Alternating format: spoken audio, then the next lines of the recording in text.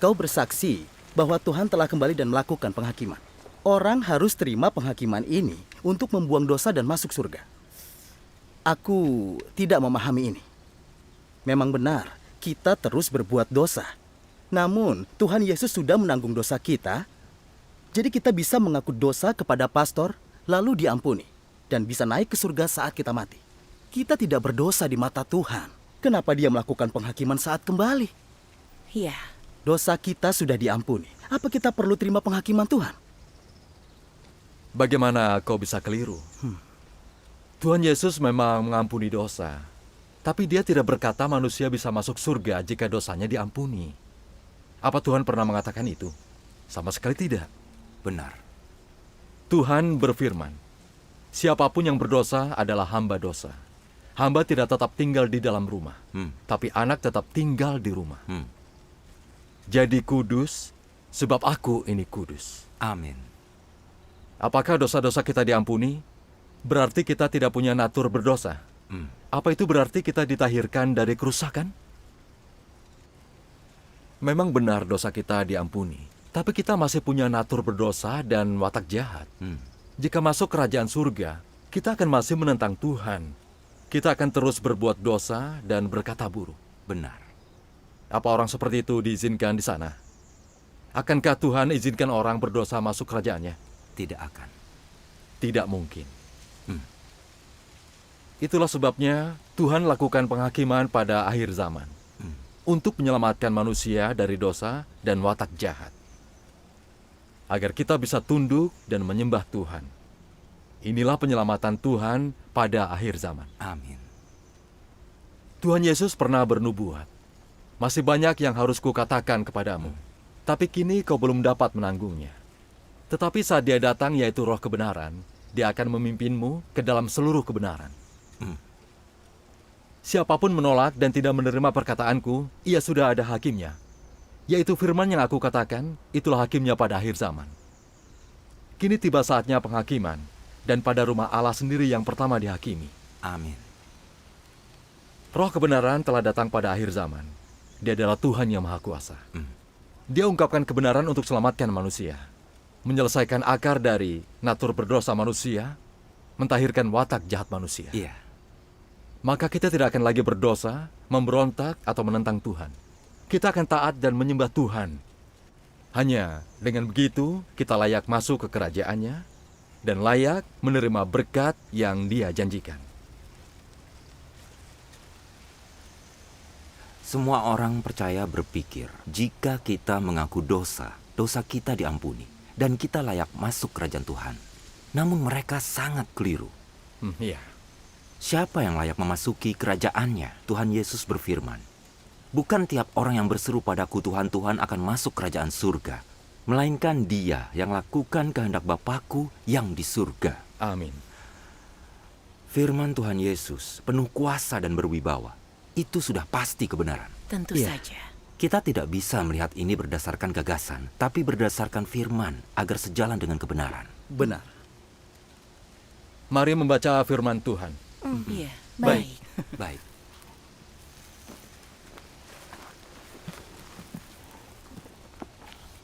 Aku akan membaca. Bagus.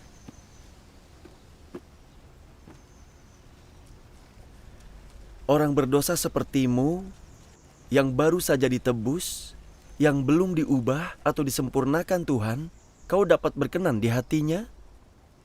Bagimu, kau yang masih dirimu yang lama, memang benar bahwa kau diselamatkan Yesus, dan kau bukan orang berdosa karena penyelamatan Tuhan.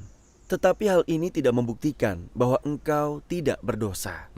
Bagaimana bisa kudus jika engkau belum diubahkan?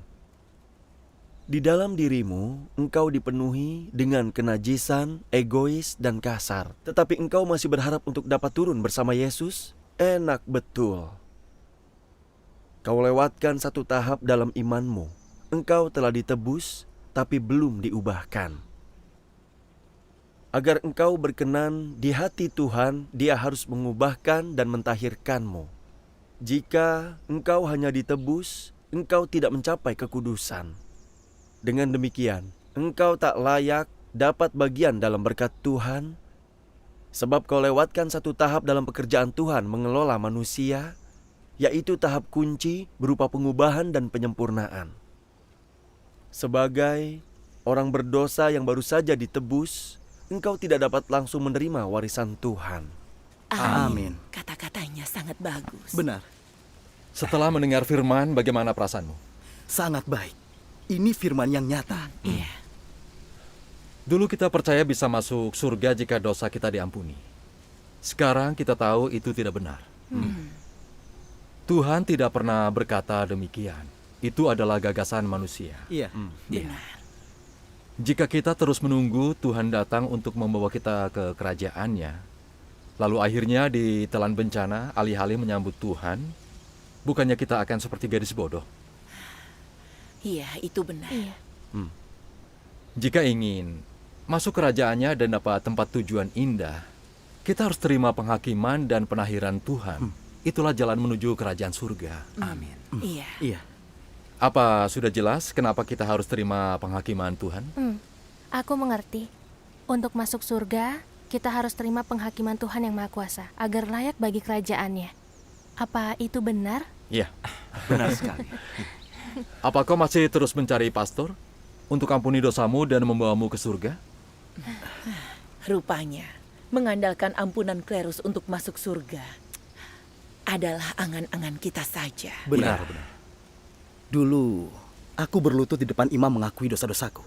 Kini aku sadar betapa bodohnya itu. Setelah lama beriman, aku masih berpikir paus dan klerus bisa membawaku ke surga. Betapa buta dan bodohnya aku. Ya. Kau benar. Aku ini bodoh. Kristus akhir zaman pakai berbagai kebenaran untuk mengajar manusia, ungkapkan esensi manusia, dan membedah perbuatan manusia.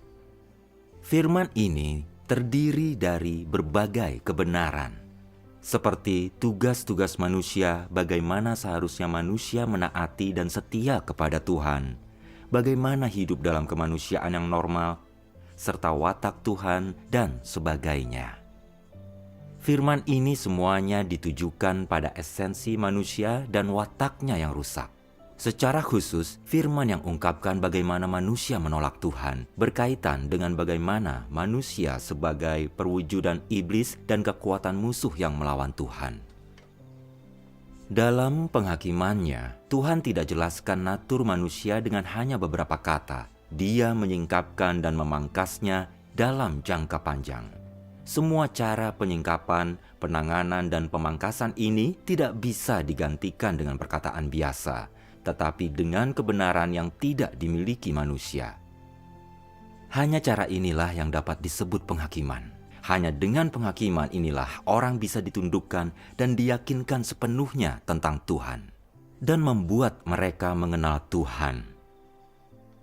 Pekerjaan penghakiman membuat manusia memahami tentang wajah Tuhan dan kebenaran tentang pemberontakannya sendiri. Pekerjaan ini membuat manusia memahami akan kehendak Tuhan, tujuan pekerjaan Tuhan, dan misteri-misteri yang tidak dapat dipahami olehnya. Pekerjaan ini juga membuat orang mengenali esensi rusak dan akar penyebab kerusakannya, dan juga mengungkapkan keburukan manusia. Semua efek ini dihasilkan oleh pekerjaan penghakiman, karena hakikat pekerjaan ini sebenarnya adalah pekerjaan membukakan kebenaran, jalan, dan hidup Tuhan kepada orang beriman kepadanya. Pekerjaan ini adalah penghakiman yang dilakukan oleh Tuhan. Amin. Pada akhir zaman, Tuhan ungkapkan kebenaran untuk menghakimi manusia. Itu sungguh misteri yang terungkap. Syukur kepada Tuhan. Selama menjadi orang percaya, aku ingin bebas dari dosa. Tapi setelah bertahun-tahun beriman, aku tak pernah bisa. Kupikir aku tak punya harapan untuk masuk surga. Firman Tuhan yang Maha Kuasa membuatku sadar bahwa dosa kita diampuni dengan iman, tapi natur berdosa kita masih ada. Iya. Untuk menyelesaikan akar dosa, kita harus terima penghakiman Tuhan yang Maha Kuasa agar kerusakan kita bisa ditahirkan. Ya, benar sekali. Akhirnya aku mengerti kenapa Tuhan harus melakukan pekerjaan penghakiman pada akhir zaman. Syukur kepada Tuhan. Aku paham, Tuhan perlu melakukan penghakiman pada akhir zaman. Iya, benar. Jadi jelaskanlah, bagaimana Tuhan yang Maha Kuasa lakukan penghakiman? Apa pengalamanmu tentang itu? Coba beritahu kami. Iya, tolong. Kami ingin dengar. Baiklah, aku akan cerita. Saat aku menerima Tuhan yang Maha Kuasa, aku ingin berbagi berita luar biasa ini dengan para klerus lainnya. Tapi tidak disangka, aku disambut dengan persekusi oleh para uskup dan pastor. Mereka berupaya menghalangi jalanku. Bahkan menyuruh orang memorak-porandakan gerejaku untuk menghentikan aku. Itu keterlaluan. Ini keterlaluan. Aku sangat kesakitan saat itu. Saat aku menjadi pastor, umat paroki selalu menghormatiku. Aku dihargai dan dikagumi kemanapun aku pergi. Tapi setelah itu, aku dikutuk, ditolak, dan diludahi. Pikiran bahwa aku kehilangan reputasi dan status membuatku sedih. Aku tersiksa seolah duniaku jungkir balik. Jadi aku berdoa, lalu membaca firman Tuhan yang Maha Kuasa. Jika engkau termasuk orang yang terkemuka, bereputasi tinggi, mempunyai banyak pengetahuan, memiliki harta yang melimpah, dan didukung oleh banyak orang, tetapi semuanya ini tidak menghalangimu untuk datang ke hadapan Tuhan untuk menerima panggilannya dan lakukan apa yang Tuhan minta, maka semua yang kau lakukan akan menjadi penyebab yang paling bermakna di bumi dan upaya manusia yang paling benar. Jika engkau menolak panggilan Tuhan demi status dan tujuanmu sendiri, semua yang kau lakukan itu akan dikutuk dan bahkan dibenci oleh Tuhan. Amin. Amin. Syukurlah. Membaca firman, rasanya seperti Tuhan menghakimiku secara langsung. Itu sangat memalukan. Aku menjadi orang percaya selama puluhan tahun dan menganggap diriku saleh. Namun saat Tuhan datang, aku tertahan oleh statusku dan enggan melepaskannya dan mengikuti Dia. Apa itu bisa disebut berbakti kepada Tuhan? Jika bukan karena penghakiman firman Tuhan yang Maha Kuasa, aku tidak mengerti yang kulayani adalah statusku sebagai pastor. Yang ku kejar adalah rasa kagum orang. Aku bukannya melayani Tuhan. Benar. Mendapatkan kasih karunia Tuhan, menerima pekerjaan, dan firman Tuhan yang Maha Kuasa pada akhir zaman adalah berkat yang luar biasa. Namun, aku tidak bisa melepaskan statusku. Aku kecewa kehilangan posisiku. Aku tidak menyesal karena memberontak terhadap Tuhan.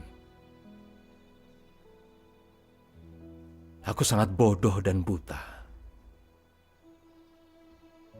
Aku menyesal saat menyadari betapa rusaknya aku. Aku putuskan, meski aku tidak punya status dan semua orang menolakku, aku tetap mengikuti Tuhan yang Maha Kuasa. Amin. Syukur atas penyelamatannya. Syukur pada Tuhan. Sungguh pengalaman luar biasa. Setelah lama beriman, aku belum mendengar kesaksian seperti ini. Aku juga. Aku tak begitu memahami kesaksian dia. Ini tentang pengetahuan diri. Kesaksian tentang pengalaman hidup. Orang tanpa pengalaman tak akan memahaminya. Iman kepada Tuhan yang Maha Kuasa itu benar. Dengan kesaksian hebat itu bukan jalan yang salah. Benar.